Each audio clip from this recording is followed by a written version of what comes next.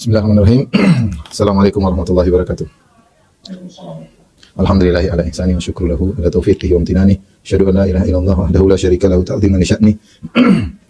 Asyhadu anna Muhammadan abduhu wa rasuluhu da'ila ridwani. Allahumma shalli alaihi wa ala alihi wa ashabihi wa ikhwani.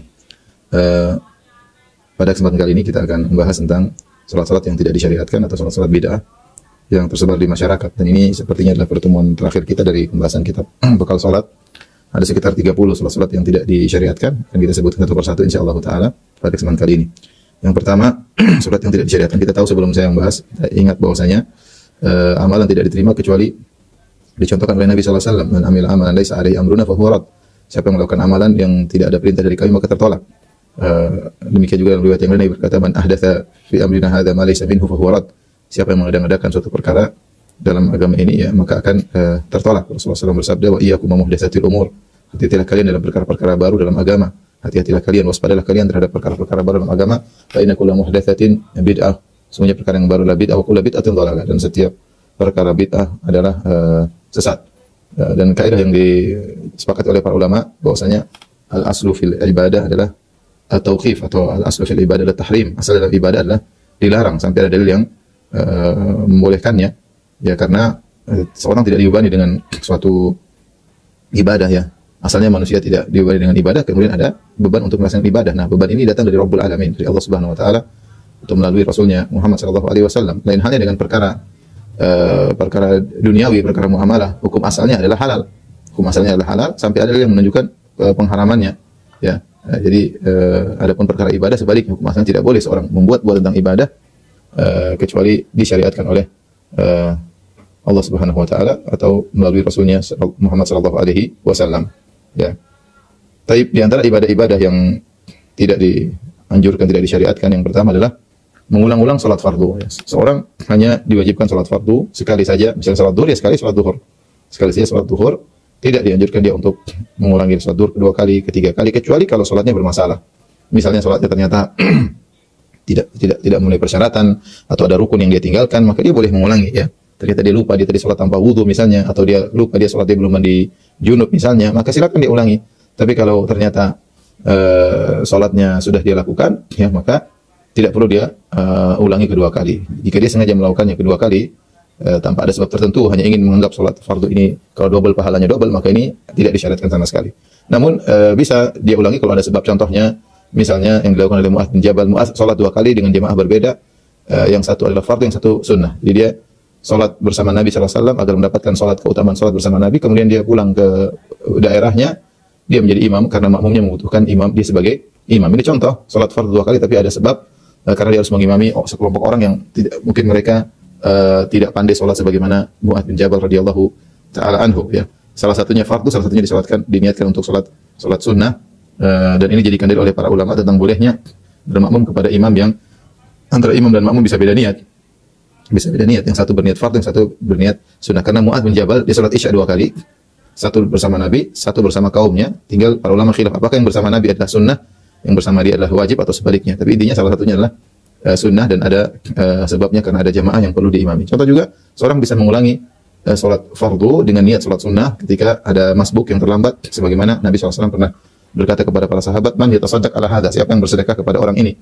Dia salat sendirian, maka seorang menemani dia salat agar dia mendapatkan pahala salat berjamaah. Dia mengulangi lagi salat seperti, tapi niatnya bukan salat fardu tapi salat sunnah, ingin menemani orang tersebut agar dia mendapatkan pahala berjamaah. Ini tidak jadi masalah karena ada sebab. Adapun seorang sengaja salat zuhur dua kali, tiga kali tanpa ada sebab ya, menganggap kalau dia double salatnya dapat pahala double, maka ini adalah bid'ah yang tidak pernah dicontohkan oleh Nabi dan para sahabat ya. Dan Rasulullah SAW pernah bersabda dalam satu hadis, "La tusallu salatan fi yaumin marratain." La tusallu salatan fi yaumin marratain. Janganlah kalian salat dua kali satu salat dalam sehari dua kali. Dan ini hadis diriwayatkan oleh Abu Dawud dan disahihkan oleh Syekh Albani rahimahullahu taala. Baik, yang kedua di antara bentuk salat yang tidak disyariatkan, salat bid'ah adalah setelah salat Jumat salat zuhur lagi. Setelah salat Jumat salat zuhur lagi. Kita tahu bahwasanya Jumat merupakan salat fardu yang Allah wajibkan kepada hamba-hambanya pada hari Jumat. Dan kita kalau melaksanakan salat Jumat maka salat zuhur menjadi gugur. Ya, salat zuhur menjadi gugur, tidak perlu lagi salat zuhur. Jumat menggantikan zuhur. Ya. Oleh karenanya Nabi SAW dan para sahabat setelah mereka salat Jumat, mereka tidak lagi salat zuhur. mereka tidak lagi sholat zuhur. Kecuali seorang terhalangi tidak bisa sholat Jumat, baru dia sholat zuhur. Seperti orang sakit tidak bisa sholat Jumat di masjid, maka dia sholat zuhur. Seperti musafir yang tidak disyariatkan sholat Jumat, kemudian dia sholat zuhur. Ya. Seperti wanita yang tidak sholat Jumat, dia sholat zuhur. Kalau wanita ke masjid sholat Jumat, sah, tidak perlu lagi sholat zuhur. Intinya, kalau orang sudah sholat zuhur, tidak perlu lagi sudah sholat Jumat, tidak perlu lagi sholat zuhur. Adapun sebagian orang ini saya pernah lihat sendiri, saya sholat Jumat suatu tempat, setelah itu mereka sholat zuhur, qomat lagi, kemudian sholat zuhur. Sekelompok orang dengan sholat zuhur 4 rakaat. Ini adalah perbuatan bid'ah yang tidak dicontohkan oleh Nabi Shallallahu Alaihi Wasallam. Ya, tidak dicontohkan oleh Nabi Shallallahu Alaihi Wasallam, maka jangan diikuti. Saya disebutkan oleh sebagian orang, saya belum pernah lihat langsung, katanya sebagian orang Syiah pun demikian. Orang Syiah menganggap sholat Jumat tidak bisa dikerjakan kecuali dengan adanya imam mereka maksudnya. Karena imam mereka tidak ada, sehingga sholat Jumat yang dikerjakan adalah tidak dianggap sah, sehingga biasanya mereka kalau sholat Jumat bertakiyah, setelah itu mereka sholat zuhur. Tapi ini saya dapat informasi dari sebagian kawan, saya sendiri belum lihat secara langsung. Yang saya lihat itu bukan orang Syiah. Ini sekelompok orang Sufiyah yang mereka punya keyakinan tersendiri. Setelah sholat Jumat mereka sholat zuhur lagi. Ini adalah perbuatan bid'ah yang tidak pernah dicontohkan oleh Nabi dan para sahabatnya. Kemudian di antara salat yang tidak dianjurkan salat qabliyah Jumat. Salat qabliyah Jumat. Kita tahu bahwasanya disunahkan pada hari Jumat adalah salat intizar, salat al-intizar, salat menunggu imam. Jika seorang datang di pagi hari di masjid di hari Jumat, silakan dia salat sebanyak-banyaknya sampai imam datang ya. Dan ini berdasarkan hadis riwayat Imam Al-Bukhari dari Salman Al-Farisi radhiyallahu anhu, beliau berkata, qala Nabi sallallahu alaihi wasallam bersabda, la yaktasilu rajulun yaumal jumu'ati wa yatahharu mastata'a min tuhrin. Tidaklah seorang lelaki mandi pada hari Jumat, kemudian dia bersuci semampunya, wa yadahinu min duhnihi, kemudian dia pakai minyak wangi ya, atau apa namanya, pakai minyak di tubuhnya, au yamassu min tibi baitihi, atau dia pakai minyak wangi di rumahnya ya, wangi di rumahnya. Tsumma yakhruju, kemudian dia keluar menuju masjid, fala yufarriqu baina itsnain, dia tidak memisahkan dua orang. Itu dia tidak orang lagi duduk dipisah, hendak. Tsumma yusalli ma kutiba lahu, kemudian dia salat sesuai yang dicatat dan ditakdirkan baginya. Salat, maksudnya salat menunggu, salat silakan. Ketika Nabi mengatakan tsumma yusalli ma kutiba lahu, kemudian dia salat di situ yang sesuai Allah takdirkan, dia terserah, bebas. Tsumma yunsitu idza takallama al-imam, kemudian dia diam menyimak ketika imam berbicara, itu ketika khutbah, illa ghufira lahu ma bainahu wa bainal jum'atil ukhra, kecuali akan diampuni dosa-dosanya antara Jumat yang ini dengan Jumat yang lainnya. Ini menunjukkan bahwa boleh dikerjakan salat mutlak yang para ulama mengistilahkan dengan salatul intizar, itu salat intizar imam, salat nunggu imam, salat aja. Terserah 10 rakaat, 20 rakaat, bebas. Ini juga praktek para sahabat di zaman Umar bin Khattab. Annahum kanu fi zamani Umar bin Khattab yusalluna yaumal jum'ah hatta yakhruja Umar. Para sahabat dahulu atau para tabi'in, mereka di zaman Umar, mereka salat sampai Umar keluar untuk berkhutbah. Ini namanya salat intizar imam. Cuma di sini ada khilaf antara para ulama, apakah salat intizar ini boleh dilakukan meskipun juga terlarang. Kita tahu ada waktu terlarang salat sekitar 7 menit atau 8 menit sebelum adzan zuhur, sebelum waktu zuhur. Nah, kita Jumatan adzannya pas zuhur. Nah, misalnya Jumatan adzan zuhur jam 12. Kita tahu tidak boleh salat lagi jam 12 kurang 8 atau jam 12 kurang 10. Kira-kira 10 menit sebelum adzan zuhur. Nah, bolehkah seorang melanjutkan salatnya terus sampai khatib assalamualaikum warahmatullahi sampai khatib keluar? Sebenarnya mengatakan tidak, ini waktu terlarang. Sebenarnya mengatakan boleh dilanjutkan.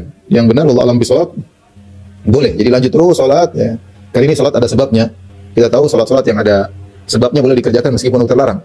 Ini salat intizarul imam, salat menunggu imam. Jadi boleh salat terus sampai khatib keluar. Sebagaimana dikerjakan di zaman Umar bin Khattab, mereka salat sampai Umar keluar. Dan ini salat bukan salat qabliyah Jumat, tapi namanya salat intizarul imam. Karena saya sering sampaikan bahwasanya di zaman Nabi SAW, di zaman Abu Bakar, zaman Umar, tidak terbayangkan ada salat qabliyah. Kenapa? Salat qabliyah itu dikerjakan setelah adzan. Adzan seperti kita sekarang kita salat qabliyah zuhur. Apa yang kita lakukan? Kita nunggu adzan zuhur, kemudian kita salat qabliyah. Enggak boleh salat qabliyah sebelum adzan, sebelum masuk waktu. Jadi adzan zuhur dulu, baru kita salat qabliyah, baru kita nunggu qomat. Jadi salat qabliyah setelah adzan. Kalau itu zuhur mungkin, tapi kalau Jumatan enggak ada, karena begitu adzan langsung khatib khutbah. Di zaman Nabi adzan cuma sekali, khatib langsung khutbah.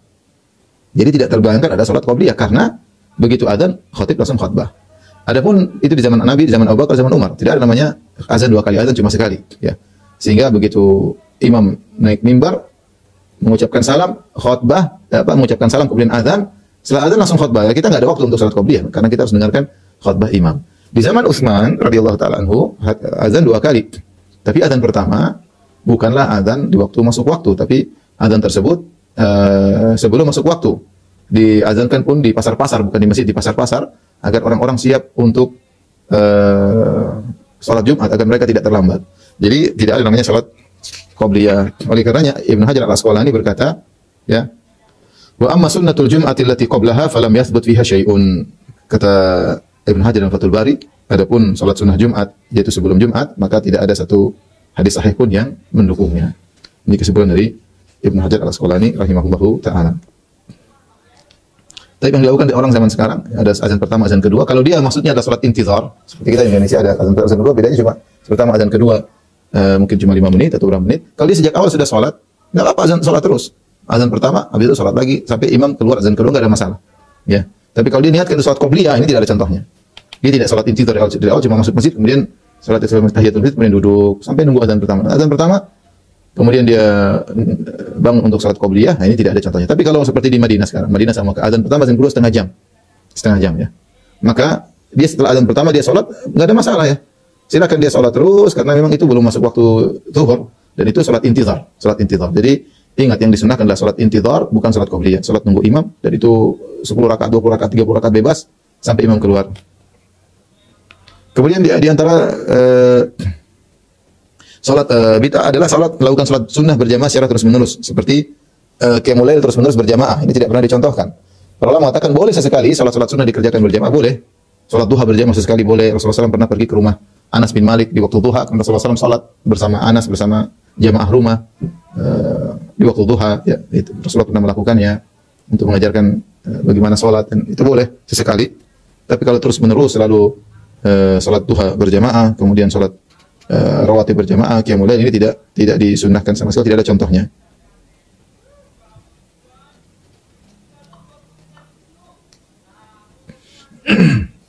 Lain halnya kalau salat tarawih, maka ini khusus bulan Ramadan berjamaah selama sebulan, tidak jadi masalah. Adapun di luar pada itu boleh seseorang salat qiyamul lail berjamaah sesekali, tidak jadi masalah. Adapun selalu mengadakan salat sunnah berjamaah, salat duha berjamaah sesekali boleh. Adapun terus-menerus maka ini tidak dicontohkan dan tidak dibolehkan karena tidak pernah dicontohkan oleh Nabi sallallahu alaihi wasallam.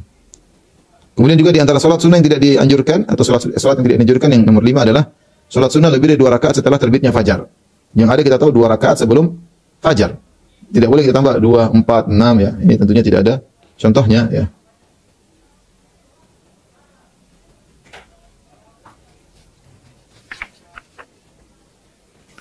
Dan datang hadis di mana Rasulullah SAW pernah berkata ya, kata Rasulullah SAW, kata Yasar, inna Rasulullah SAW kharaja alaina wa nahnu nusalli hadhihi salat. Rasulullah keluar ya ketika melihat kami sedang salat itu setelah azan subuh.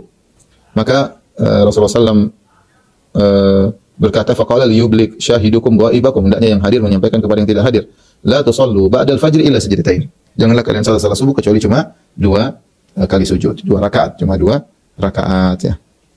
Jadi di sini dikuatkan sanadnya oleh Az-Zahabi. Jadi yang ada cuma 2 rakaat sebelum subuh. Oleh karenanya Sa'id bin Musayyib diriwayatkan dengan sanad yang sahih, annahu ra'a rajulan yusalli ba'da tulil fajr aktsar min rak'atain. Dia melihat ada seorang salat lebih dari 2 rakaat. Kemudian dia pun menegur, dia berkata dia menegur orang tersebut, kenapa salat lebih dari 2 rakaat? Qobliyah subuh cuma 2 rakaat. Dia salat 2, 4, 6. Maka orang ini berkata, ya Aba Muhammad, yu'adzibuni Allahu ala salat. Engkau tegur saya salat lebih dari 2 rakaat. Apakah Allah akan mengazabku gara-gara salat? Faqala la, maka Ibnu Musayyib berkata, tidak, Allah tidak akan mengazabmu karena salat. Walakin yu'adzibuka ala khilafi sunnah, tapi Allah akan mengazabmu karena kau menyelisih sunnah. Karena kau menyelisih sunnah. Salat yang disunahkan sebelum qomat, sebelum salat subuh adalah 2 rakaat saja, tidak lebih daripada itu ya.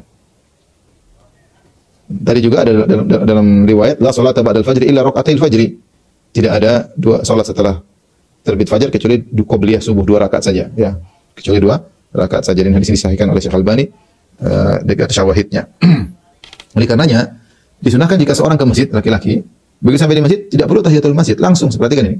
Yang dianjurkan ketika seorang pergi ke masjid di waktu subuh, kalau dia datang setelah adzan dikumandangkan, maka dia langsung aja sholat 2 rakaat sebelum subuh, enggak usah tahiyatul masjid. Cukup itu ya. Karena tahiyatul masjid sudah masuk dalam 2 rakaat tersebut, jadi tidak dikhususkan 2 tahiyatul masjid dulu, kemudian sholat 2 rakaat fajar. Karena para sahabat mereka tidak sholat kecuali 2 rakaat sebelum subuh. Dan hanya kalau seorang datang sebelum adzan, dia datang sebelum adzan sampai masjid ya, belum waktunya sholat qobliyah ya, dia sholat tahiyatul masjid dulu. dia sholat tahiyatul masjid dulu, nanti tunggu azan dikumandangkan baru dia sholat 2 rakaat qobliyah subuh. Tapi kalau dia datang setelah azan dikumandangkan, enggak usah tahiyatul masjid, langsung aja sholat qobliyah subuh dan itu sudah mewakili tahiyatul masjid. Ini yang difatwakan oleh Syekh bin Baz rahimahullahu taala, dan itu yang lebih baik agar kita sesuai dengan hadis ini, la sholata ba'dal fajr illa raka'atil fajr. Tidak ada sholat setelah azan subuh kecuali 2 rakaat qobliyah subuh. Jadi tidak perlu tahiyatul masjid, langsung aja 2 rakaat qobliyah subuh. Kemudian antara sholat yang bid'ah yang tidak dianjurkan, yang keenam adalah memulai sholat sunnah setelah iqamat. Kalau orang sudah dengar iqamat, maka jangan lagi sholat sunnah. Dia belum sholat qobliyah subuh, kemudian sudah qomat sholat subuh, dia sholat qobliyah cepat-cepat. Ini tidak diperbolehkan. Dan ini banyak dilakukan. Saya lihat di sebagian tempat, terutama yang bermadzhab Hanafi. Saya nggak tahu, mungkin mereka punya fikih sendiri. Ya, tetapi hadisnya jelas kata Rasulullah SAW, "Idza uqimatis sholatu fala sholata illa al-maktubah." Hadis riwayat Muslim, kata Nabi SAW, jika telah diiqamatkan sholat, maka tidak ada sholat lagi kecuali sholat fardu. Maka tidak boleh seorang kemudian bikin sholat setelah qomat. Lain halnya jika seseorang sudah terlanjur sholat, dia sholat kemudian iqamat, kemudian dia sudah masuk 1 rakaat, sudah masuk rakaat kedua, kemudian qomat, sudah masuk rakaat kedua, kemudian sudah mau selesai, ya lanjutin aja, nggak ada masalah, tapi sholat dengan ringan agar cepat selesai. Ya, terutama sholat qobliyah subuh memang dianjurkan untuk dikerjakan dengan ringan, tidak lama-lama. Tapi kalau dia iqamat, dia masih rakaat pertama, dia batalin aja. Kalau iqamat dan dia masih di rakaat pertama, hendaknya dia batalkan karena Rasulullah mengatakan, "Idza uqimatis shalat fala sholata illa al-maktubah." Jika sudah ditegakkan iqamat, maka tidak ada salat kecuali salat fardu. Saya ulangi, kalau seorang lagi salat sunnah, ya sudah iqamat salat, dia masih rakaat pertama, dia batalkan. Jadi dia batalkan. Tapi kalau dia sudah rakaat kedua, sudah mau selesai, mungkin tinggal sedikit lagi rakaat kedua, sudah ruku, sudah i'tidal sebentar lagi, dan dia merasa masih bisa mendapatkan rakaat pertama dari imam, maka dia sholat segera cepat selesai, dia masuk dalam imam, tidak ada masalah, tidak perlu dia batalkan. Ya.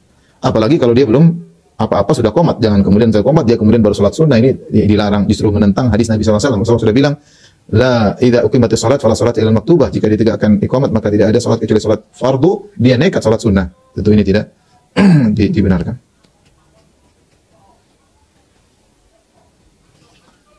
Yang ketujuh, mengqadha salat bagi wanita haid. Ini juga adalah kesalahan, dan ini dulu mazhab dari Khawarij. Saking rajinnya mereka beribadah, kalau ada wanita yang haid bukan cuma puasa jadi qadha, salat juga diqadha, ya. Oleh karena ijma' ulama bahwasanya wanita haid tidak perlu mengqadha salat, ya. Diriwayatkan dari Mu'adzah, dia berkata, sa'altu Aisyah. Mu'adzah berkata, aku bertanya kepada Aisyah. Faqultu ma balul haidhi taqdi shaum wa la taqdi salat. Kenapa wahai Aisyah wanita haid mengqadha puasa namun tidak mengqadha salat? Faqalat aharuriyatun anti, engkau ini Khawarij. Qultu lastu biharuriyatin walakinni as'al. Saya bukan Khawarij, saya sedang bertanya. Kata Aisyah, kana yusibuna dzalik fa nu'maru bi qada'i shaum wa la nu'maru bi qada'i salat. Kami dulu di zaman Nabi kami haid, tapi kami hanya disuruh mengqadha puasa dan tidak mengqadha salat. Di antara salat yang tidak dianjurkan, nomor 8 adalah salat malam tarwiyah atau hari tarwiyah. Ya, ini di antara bid'ah yang dilakukan oleh sebagian orang. Ya. Mereka melakukan salat malam tarwiyah, itu 2 rakaat, setiap rakaat selesai membaca Al-Fatihah, membaca surat Al-Quraisy 5 kali. Jadi Al-Fatihah terus ila fi Quraisy ila fi rihlatas syita'i was shaif sampai selesai 5 kali baca. Ini pada rakaat malam ini, salat malam tarwiyah, malam ke-8. Adapun salat malam ke-8 Dzulhijjah. Adapun salat tarwiyah yaitu pada tanggal 8 Dzulhijjah, salat 6 rakaat. Pada rakaat pertama setelah surat Al-Fatihah membaca surat Al-Asr, rakaat kedua membaca surat Quraisy, rakaat ketiga membaca surat Al-Kafirun, pada rakaat keempat baca surat An-Nasr, kemudian salam. Lalu salat lagi 2 rakaat, setiap rakaat baca Al-Ikhlas 3 kali. Ini contoh, saya ulangi, salat malam harinya salat 2 rakaat, malam tarwiyah, hari tarwiyahnya salat 6 rakaat. Ini semua tidak ada contohnya, tidak ada dalilnya, ya. Bahkan ada hadis yang mendukung hal ini, tapi hadisnya perawinya ada yang pendusta dan ada yang matruk, ditinggalkan. Di antara juga salat yang tidak dianjurkan, nomor 9 adalah salat hari Arafah. Ya. Sebagian orang salat malam di hari Arafah, namun dengan ijtihadnya sendiri, namun tidak benar, atau dia berpegang dengan hadis palsu dalam bab ini, ya, sebagaimana dijelaskan oleh Ibnu Jauzi dan Suyuti dan Syaukani. Ada 2 hadis maudhu, hadis palsu tentang salat hari Arafah. Di antaranya hadis palsu, man shalla yauma Arafah baina dhuhri wal 'asr 4 rakaat. Siapa yang salat di hari Arafah tanggal 9 Dzulhijjah antara zuhur dengan asar salat 4 rakaat, yaqra fi kulli rak'atin Fatihatul Kitab marrah, setiap rakaat dia baca Al-Fatihah sekali, wa qul huwallahu ahad 50 marrah, dan qul huwallahu 50 kali, kataballahu lahu alfa hasanah, maka akan dicatat baginya 1 juta kebaikan. 1 juta kebaikan. Jadi caranya 4 rakaat, setiap rakaat baca Al-Fatihah, kemudian baca qul huwallahu ahad Al-Ikhlas 50 kali. Jadi dalam 4 rakaat bacanya Al-Ikhlas 200 kali. Siapa yang salat ini dapat dicatat 1 juta pahala, namun hadis ini hadis palsu. Demikian juga dari hadis palsu yang berikutnya dari Ibnu Mas'ud disebutkan Rasulullah SAW berkata, "Man shalla yauma Arafah raka'atain." Siapa yang salat di hari Arafah 2 rakaat. Yaqra fi kulli raka'atin bi Fatihatil Kitab 3 marrat. Setiap rakaat Al-Fatihah baca 3 kali. Semuanya qul a'udzu kafirun 3 marrat. Kemudian baca al-kafirun 3 kali, wa qul huwallahu ahad 100 kali dan setelah 100 kali maka hadisnya sekian, pahalanya sekian. Hadis palsu ya. Maka tidak boleh dikerjakan salat hari Arafah. Kemudian di antara salat yang tidak dianjurkan adalah salat di malam pertama di bulan Sya'ban. Salat yang dilakukan di malam pertama di bulan Sya'ban, yaitu 12 rakaat. Setiap rakaat selesai membaca Al-Fatihah, membaca Al-Ikhlas 15 kali. 12 rakaat berarti 15 kali, berarti Al-Ikhlasnya 15 kali setiap rakaat. Kemudian di waktu sahur melakukan salat 2 rakaat, setiap rakaat selesai membaca Al-Fatihah, baca surat Al-Ikhlas 100 kali. Oh, sulit ini. Jadi malam pertama di bulan Sya'ban 12 rakaat, setiap rakaat Al-Fatihah sekali, kemudian Al-Ikhlas 15 kali. 15 kali 12 ya. Berarti banyak ya. Berapa banyak gitu ya. 100 lebih ya. Kemudian ketika di waktu sahur ya, salat 2 rakaat dan setiap rakaat 100 Al-Ikhlas. Berarti 2 rakaat yang di waktu sahur. Dan ketika rukuk dan sujud membaca subuhun qudus rabbul malaikati wa ruh subhana man huwa qa'imun ala kulli nafsin bima kasabat. Ini tidak ada dalilnya dan ini tidak boleh dilakukan. Ini salat bid'ah. Kemudian yang berikutnya salat malam nisfu Sya'ban. Salat malam nisfu Sya'ban ini salat yang dikerjakan 100 rakaat kalau tidak salah ya. Dikhususkan di malam nisfu Sya'ban ya, maka ini tidak ada dalilnya ya, dan diperingatkan oleh para ulama tentang salat bid'ah ini. Di antara yang tegas dalam hal ini di antaranya Abu Syamah ya, kemudian juga ulama Syafi'iyah, kemudian Nawawi rahimahullahu taala, kemudian juga di antaranya Al-Iz bin Abdissalam ya. Banyak ulama Syafi'iyah mengingatkan bahwasanya bila salat bid'ah yang harusnya ditinggalkan ya. Malam nisfu Sya'ban kalau orang ingin salat, ya salat biasa aja, tapi jangan khususkan dengan salat 100 rakaat. Dianggap sebagai salat spesial malam nisfu Sya'ban karena tidak ada dalilnya sama sekali. Ya.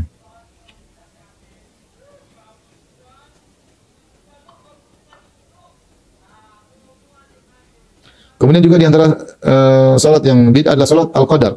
Salat Al-Qadar adalah 2 rakaat setelah tarawih secara berjamaah. Setelah selesai salat tarawih, salat 2 rakaat salat Al-Qadar ya. Yaitu mereka melakukannya atau namanya salat Lailatul Qadar. Mereka menganggap di malam tersebut Lailatul Qadar, maka mereka salat berjamaah 2 rakaat setelah salat tarawih. Ini adalah salat bid'ah yang tidak dianjurkan, sama sekali tidak ada hadisnya. Demikian juga ada namanya disebut juga salat Lailatul Qadar, model yang lain yaitu salat 12 rakaat. Setiap rakaat baca Al-Fatihah, kemudian Al-Ikhlas 3 kali. Ya, setelah salat membaca subhanallah bihamdi subhanallahal azim 100 kali. Ini juga tidak ada dalilnya. Ini kalau tadi berjamaah, ini sendirian salat Lailatul Qadar. Ini juga tidak ada contohnya. Kemudian juga salat yang tidak dicontohkan menghidupkan malam hari raya untuk mengkhususkan salat tertentu. Ya, malam Idul Fitri, malam Idul Adha bikin salat tertentu. Ya, ini juga tidak ada contohnya. Ada hadis palsu mengatakan man ahya lailatal fitri wa lailatal adha lam yamut qalbuhu yauma tamutul qulub. Barang siapa yang menghidupkan malam Idul Fitri dan malam Idul Adha, maka hatinya tidak akan mati di hari di mana hati-hati orang pada mati. Ya, dan ini adalah hadis palsu. Oleh karenanya Ibnu Qayyim mengatakan barang siapa yang memperhatikan tentang petunjuk Nabi SAW, maka tidak ada dalil yang menunjukkan beliau menghidupkan malam Idul Fitri maupun malam Idul Adha. Ya, tidak ada ibadah khusus, Ya, kita seorang malam Idul Fitri, dia salat malam seperti biasa. Ya, memang banyak orang yang diantara kesalahannya ketika Ramadan selesai mereka tidak sholat malam lagi. Kita bilang Ramadan sudah selesai, malam Idul Fitri sholat juga. Ya, karena itu sebagaimana malam-malam yang lain kita sudah kembali lagi di luar Ramadan, tapi sholat malam tetap disyariatkan. Namun tidak ada sholat khusus. Ya, kita silakan sholat sebagaimana hari-hari yang lain. Namun tidak ada sholat khusus. Barang siapa yang menyengaja untuk menghidupkan malam karena ada keyakinan, maka dia telah melakukan bid'ah. Ya, sengaja malam Idul Fitri ibadah khusus, maka ini bid'ah, tidak pernah dicontohkan dan hadisnya adalah hadis palsu. Demikian juga salat yang tidak diajarkan oleh Nabi adalah salat nafilah sebelum atau sudah salat Id, qabliyah Id atau ba'diyah Id. Ini tidak dicontohkan oleh Nabi sallallahu alaihi wasallam. Dalam hadis Ibnu Abbas disebutkan, kharaja Nabi sallallahu alaihi wasallam yauma Id fa shalla rak'atain lam yusalli qablu wala ba'du. Rasulullah SAW salat untuk salat Id, beliau tidak salat 2 rakaat sebelumnya maupun 2 rakaat setelahnya ya. Tidak ada ya. Tidak ada qabliyah, tidak ada ba'diyah. Tapi beda kalau orang salat Id di masjid, misalnya hujan atau tidak ada tempat sehingga mereka melaksanakan salat Id di masjid, maka tidak mengapa salat tahiyatul masjid. Ya, tahiyatul masjid itu bukan salat qabliyah Id dan juga bukan salat ba'diyah Id. Tidak ada contohnya dari Nabi sallallahu alaihi wasallam ya.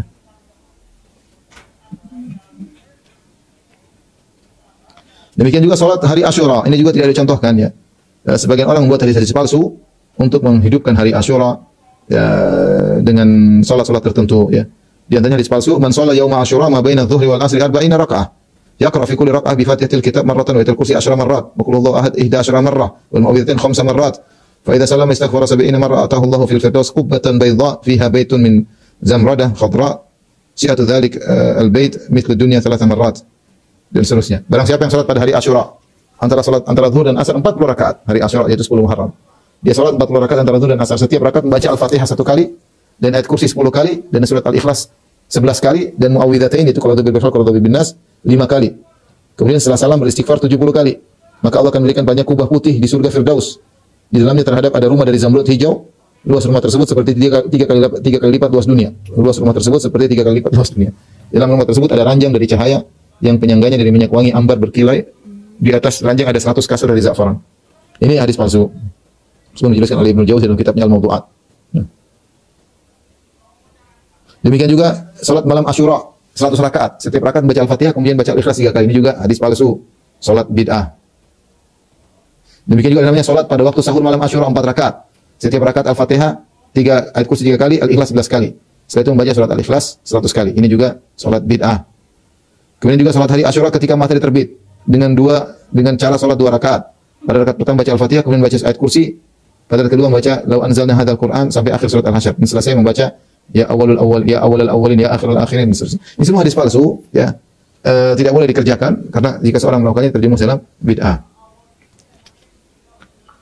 Kemudian juga di antaranya salat hari Rabu akhir di bulan Safar. Lajnah Daimah pernah ditanya ya, bahwasanya ada sebagian ulama memandang adanya salat nafilah yang dikerjakan hari Rabu di akhir bulan Safar. Ya, pada waktu salat duha yaitu sejumlah 4 rakaat dengan 1 salam, setiap rakaat membaca Al-Fatihah dan surat Al-Kautsar 17 kali, surat Al-Ikhlas 50 kali, Al-Falaq dan An-Nas masing-masing 1 kali. Semua itu dilakukan dalam setiap rakaat. Kemudian salam dan saat salam membaca wallahu ghalibun ala amri walakinna aktsarun nasi la ya'lamun sebanyak 360 kali.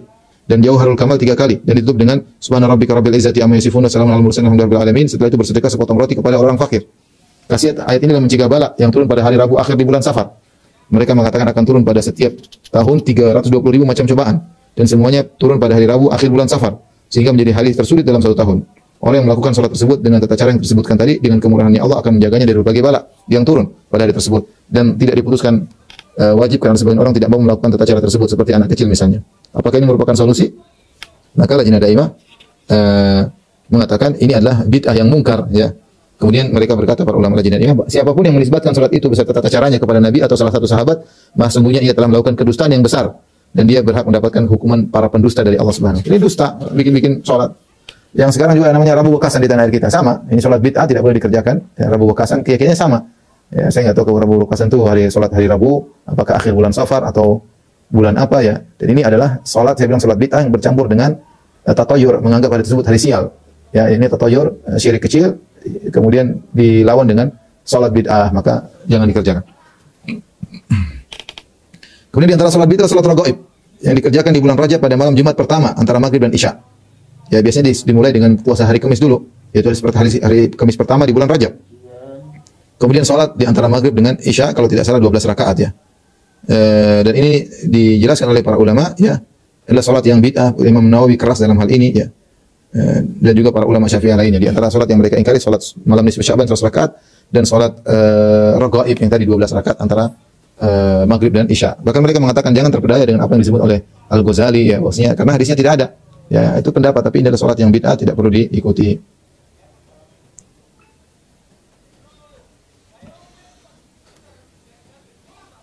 Demikian juga di antara salat yang tidak dianjurkan adalah salat ketika keluar untuk safar ya.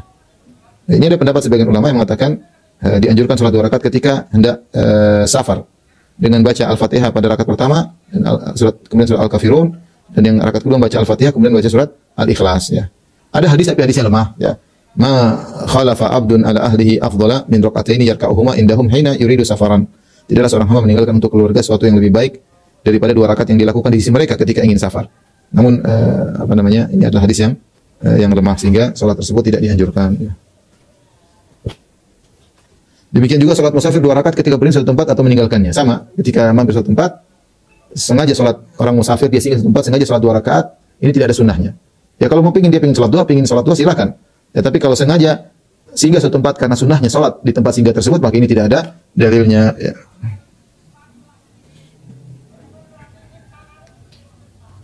ada hadis yang mengisyaratkan tapi hadis tersebut dhaif ya. Hadis tersebut adalah sangat lemah ya. Karena dalam riwayatnya ada Al-Waqidi dan dia adalah matruk ya. Yang dianjurkan adalah jika seorang manazala manzilah, kalau dia mampir dia cuma baca a'udzu bikalimatillahi tammati min syarri ma khalaq. Itu sudah cukup. Tidak perlu salat khusus ya. Barang siapa yang kepengin salat kebetulan ya silakan. Tapi jangan anggap ini bahwasanya disunahkan setiap singgah salat 2 rakaat, setiap singgah salat 2 rakaat. Tidak ada. Yang disunahkan seorang mengucapkan a'udzu bikalimatillahi tammah min syarri ma khalaq. Aku berlindung dengan kalimat-kalimat Allah yang sempurna. Min a'udzu bikalimatillahi tammati min syarri ma khalaq, dari keburukan ciptaannya. Kemudian di antara salat bid'ah yang dilakukan oleh sebagian orang adalah 2 rakaat setelah sa'i, dan ini saya sering lihat di Mekah. Yang ada kan 2 rakaat setelah tawaf. Namun sebagian orang mereka nambah setelah sa'i salat 2 rakaat. Ini adalah salat yang bid'ah yang tidak diajarkan oleh Nabi sallallahu alaihi wasallam dan ingkari oleh para ulama ya.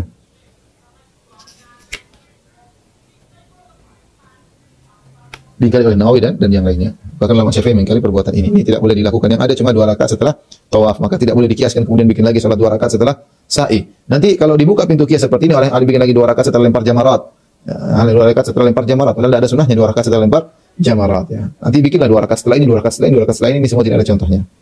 Kemudian juga di antara salat bid'ah yang dilakukan adalah meninggalkan Masjid Nabawi dengan melakukan salat 2 rakaat. Sebagian orang meyakini ada salat perpisahan sebelum meninggalkan Masjid Nabawi dengan salat 2 rakaat. Ini juga tidak ada contohnya ya. Khusus 2 rakaat dalam rangka meninggalkan Masjid Nabawi.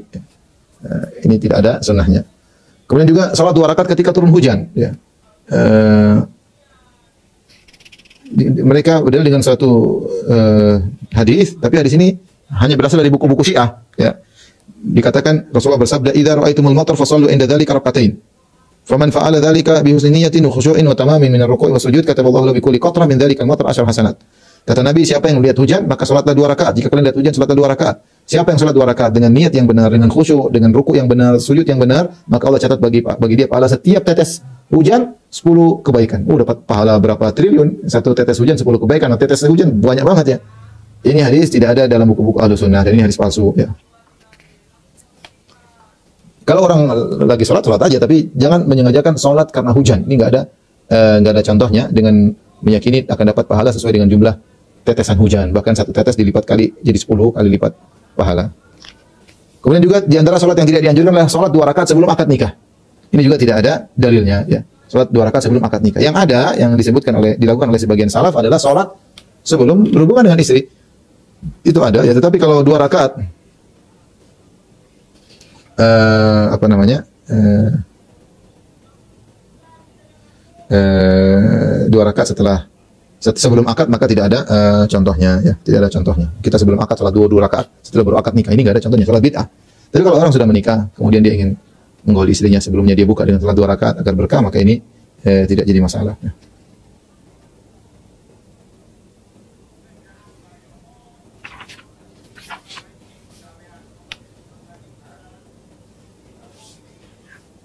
Kemudian juga di antara yang dibuat-buat juga ya, salat ketika menggauli istri. Jadi setelah menggauli istri kemudian salat juga tidak ada contohnya. Yang ada sebelum seorang ketika baru nikah kemudian dia ingin berhubungan, dia boleh salat 2 rakaat sebagaimana dikerjakan oleh sebagian salaf. Kemudian berikutnya nomor 26 salat tasbih. Salat tasbih ini salat yang dikhilafkan oleh para ulama karena ada hadis ya. Saya bacakan terjemahnya aja. Ya. Yaitu Rasulullah SAW berkata kepada Al-Abbas bin Abdul Muttalib aman Nabi ya, maukah engkau aku ajari 10 sifat pekerti jika engkau melakukannya Allah mengampuni dosamu, dosa dari awal sampai akhir, dosa yang lama dan dosa baru, dosa yang tidak sengaja dan dosa yang disengaja, dosa kecil dan dosa besar, dosa rahasia dan dosa terang-terangan, 10 macam dosa. Engkau salat 4 rakaat, ini salat tasbih, caranya begitu, 4 rakaat, setiap rakaat engkau baca Al-Fatihah dan satu surat dari Al-Quran. Jika engkau telah selesai baca surat pada awal rakaat, sementara engkau masih berdiri, engkau membaca Subhanallah, Alhamdulillah, wa la ilaha illallah akbar 15 kali. Kemudian kau ruku, maka ucapkanlah zikir itu juga 10 kali. Subhanallah, alhamdulillah, wa la ilaha illallah akbar 10 kali. Tadi berdiri 15, kemudian ruku 10 kali. Kemudian kau i'tidal, bacalah zikir 10 kali. Kemudian kau turun kepada sujud, ketika sujud ucapkan 10 kali. Kemudian kau angkat kepalamu dari sujud, maka ucapkan zikir itu 10 kali. Duduk di antara 2 sujud juga baca tersebut. Kemudian kau bersujud, lalu ucapkan zikir itu 10 kali. Itu subhanallah, alhamdulillah, wa la ilaha illallah, subhanallah, alhamdulillah, wa la ilaha illallah akbar. Maka itulah 75 zikir pada setiap 1 rakaat. Subhanallah, alhamdulillah, wa la ilaha illallah akbar. Jika di total dalam 1 rakaat 75 zikir. Engkau lakukan itu dalam 4 rakaat. Jika engkau mampu melakukan salat itu setiap hari, maka lakukanlah. Jika engkau tidak melakukannya, maka lakukan setiap bulan sekali. Jika tidak, maka lakukan setiap tahun setahun sekali. Jika engkau tidak melakukannya, maka lakukan sekali dalam seumur hidupmu. Ini hadis namanya salat tasbih, ya, karena banyak mengucapkan subhanallah, alhamdulillah, wa la ilaha illallah akbar dalam 1 rakaat 75 kali. Ya. Namun hadis ini kebanyakan ulama menyatakan hadisnya dhaif. Di antaranya Abu Bakar Ibnu Arabi dari ulama Malikiyah ya, mengatakan hadisnya dhaif. Bahkan Ibnu Jauzi masukkannya dalam hadis palsu. Ya, demikian Al-Uqaili ahli hadis juga mengatakan laisa fi sholati tasbih haditsun yasbut. Tidak ada dalam salat tasbih hadis yang sahih. Ya, Ibnu Jauzi, Ibnu Taimiyah juga mengatakan memang ada pendapat, tetapi yang pendapat adalah hadis palsu, hadis palsu. Imam Ahmad juga diriwayatkan anaknya berkata, "Sami'tu abi yaqul lam yathbut indi salatu tasbih." Wa qad ikhtalafu fi isnadi wa lam yathbut indi. Imam Ahmad pernah berkata, tidak ada sanad yang sahih dalam salat tasbih. Para ulama khilaf, tapi yang benar sanadnya tidak sahih. Imam Nawawi juga berkata, "Wa fil hadzal istihbab nadhar li an haditsah dhaif." Imam Nawawi berkata, mengatakan disunahkan salat tasbih kurang tepat ya, perlu dicek kembali karena hadisnya dhaif. Wa fiha taghyirun li nadhmi salat al-ma'ruf. Dan juga yang jadi masalah cara salatnya juga ada perubahan, tidak seperti salat biasa. Ya, tidak seperti salat biasa karena zikir-zikirnya itu saja melulu subhanallah alhamdulillah wala quwwata illa billah. Subhanallah alhamdulillah wala ilaha illallah akbar. Ya, 15 kali, 10 kali, 10 kali, 10 kali, 10 kali sampai 75 kali satu rakaat. Fa yang bagi Allah yuf'ala bi ghairi haditsin wa laysa hadithuha bi sabit. Maka hendaknya jangan dilakukan kalau tidak ada hadisnya dan hadisnya tidak sahih. Namun ada ulama yang menguatkannya seperti Ibnu Hajar, ya, Ibnu Hajar kemudian Al-Munziri dan Ibnu Madini, Ibnu Ma'in ya. Sehingga dari sini tahu bahwasanya ada khilaf tentang masalah salat tasbih. Ada sebagian ulama mensahihkan, ada sebagian ulama mendhaifkan. Maka ini di antara salat yang diperselisihkan. Meskipun saya lebih condong bahwasanya salatnya adalah salat yang tidak disyariatkan karena tadi sebagaimana dijelaskan oleh Imam Nawawi hadisnya dhaif. Yang kemudian yang kedua ada perubahan tata cara salat. Kemudian juga yang anehnya tidak ada seorang sahabat pun yang melakukannya. Tidak ini padahal salat pahalanya luar biasa, diampuni seluruh dosa dari awal sampai akhir. Dosa yang sengaja maupun tidak sengaja, dosa yang dilakukan secara terang-terangan maupun tersembunyi. Semuanya diampuni, namun tidak seorang sahabat pun diriwayatkan melaksanakan salat tasbih. Demikian juga tidak diriwayatkan dari 4 imam mazhab melakukan salat tasbih. Baik Imam Abu Hanifah, Imam Malik, Imam Ahmad, Imam Syafi'i tidak ada. Sehingga yang lebih kuat bahwasanya ini adalah hadis yang tidak sahih. Lagi pula kemudian seorang fokus dengan hitungan 10 kali, 15 kali dan ini keluar daripada tata cara salat yang biasa. Orang salat biasanya khusyuk, tidak perlu hitung-hitung seperti itu. Tapi ini ada hitung-hitungan yang sepertinya tidak ada contohnya. Kemudian di antara salat yang tidak dianjurkan, salat yang ke-27, salat taubat dengan bentuk tertentu. Ya. Seorang kalau bertobat, silakan dia salat taubat 2 rakaat. Kata Nabi SAW, "Ma min rajulin yudhnibu dzamban fayatawaddau fayuhsinul wudhu, tsumma yusalli rak'ataini tsumma yastaghfirullah ta'ala lidzalika dzamb illa ghafarallahu lahu." Tidaklah seorang melakukan dosa apapun, kemudian dia berwudu, kemudian dia perbagus wudunya, kemudian dia salat 2 rakaat, kemudian dia istighfar dari dosa tersebut kecuali Allah ampuni dia. Ini yang dianjurkan. Tetapi ini salat biasa, namanya salat taubah. Tapi ada orang bikin salat taubah dengan cara khusus, ya. Seperti dalam sebagian kitab buku-buku ditulis ya, yaitu orang melakukan dosa harus mandi dulu di malam Senin setelah witir, lalu salat 12 rakaat, setiap rakaat membaca Al-Fatihah dan surat Al-Kafirun 1 kali, Al-Ikhlas 10 kali dan seterusnya. Ini semua ini tidak benar, ini palsu. Yang ada salat taubat, salat biasa. Kapan seorang berdosa salat 2 rakaat biasa saja. Adapun yang mengatakan harus dikerjakan mandi dulu, kemudian setelah salat witir, kemudian 12 rakaat, ini tidak benar. Kemudian di antara salat yang tidak dianjurkan namanya salat hajat. Salat hajat yang dimaksud yang tidak dianjurkan adalah tata caranya datang dalam satu hadis tapi hadisnya dhaif. Hadis Abdullah bin Abi Aufa di mana dikatakan Rasulullah bersabda, "Man kanat lahu ila Allahi hajah wa ila ahadin min bani Adam falyatawadda falyusin wudu, tsumma lisalli rak'atain." Barang siapa punya keperluan kepada Allah atau kepada seorang dari anak Adam punya keperluan kepada orang lain, maka hendaknya dia salat, dia wudu, kemudian dia perbagus wudunya, kemudian salat 2 rakaat. Kemudian dia muji Allah, kemudian bersalat kepada Nabi, kemudian dia berkata, "La ilaha illallahu al-halimul karim, subhanallahi rabbil arsyil azim, alhamdulillahi rabbil alamin, as'aluka mujibati rahmatik wa azaima maghfiratik wal ghanimata min kulli bir was salamata min kulli itsm. La tada' li dzamban illa ghafarta wa la hamman illa farajta wa la hajatan hiya laka ridha illa qadaitaha ya arhamar rahimin." Hadis ini hadis sangat lemah ya, maka tidak dianjurkan seorang salat dengan cara seperti ini ya. Dan Ibnu Jauzi menyebutkan dalam hadis-hadis palsu hadis ini ya. Tetapi kalau orang punya keperluan silakan salat, namun bukan tidak harus dengan cara seperti ini. Karena kebiasaan Nabi kalau ada keperluan dia salat. Dalam hadis Hudzaifah beliau berkata, "Kana Nabi sallallahu alaihi wasallam idza hazabahu amr shalla." Nabi kalau ada perkara yang berat sallallahu alaihi wasallam maka beliau salat ya. Dan Allah berfirman, "Wasta'inu bis salati bisabri was salat." Jadikanlah sabar dan salat sebagai penolong kalian. Ya.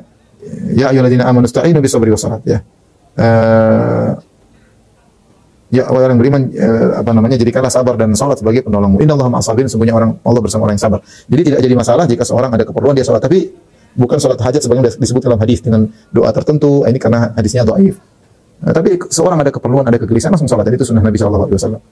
Yang ke-29 salat agar bisa melihat wajah Nabi sallallahu alaihi wasallam dalam mimpi, agar bisa ketemu Nabi dalam mimpi. Ini juga tidak ada dalilnya. Sebagian orang buat salat palsu, caranya salat 2 rakaat pada malam Jumat, setiap rakaat baca Al-Fatihah dan ayat kursi 1 kali. Kemudian surat Al-Ikhlas 25 kali dan akhir salat membaca Allahumma shalli ala sayyidina nabiyil ummi 1000 kali. Caranya begitu. Baca Al-Fatihah, ayat kursi sekali, surat Al-Ikhlas 25 kali, kemudian baca salat Allahumma sholli ala sayyidina an-nabiyil ummi 1000 kali. Siapa yang melakukannya akan melihat Nabi dalam mimpi. Hadis ini kata Ibnu Jauzi hadis tidak sahih, ya, hadis palsu, ya, tidak ada, banyak orang yang majhul, tidak diketahui identitasnya para perawinya. Yang terakhir di antara salat tidak dianjurkan salat syukur, ya. Yang ada namanya sujud syukur. Seorang kalau mendapat kenikmatan dia sujud syukur. Adapun menyengajakan bersyukur dengan satu salat namanya salat syukur, maka ini adalah menambah-nambah dalam syariat, ya. Demikian apa yang saya sampaikan, kurang lebih saya mohon maaf. Wabillahi taufiq wal hidayah. Assalamualaikum warahmatullahi wabarakatuh.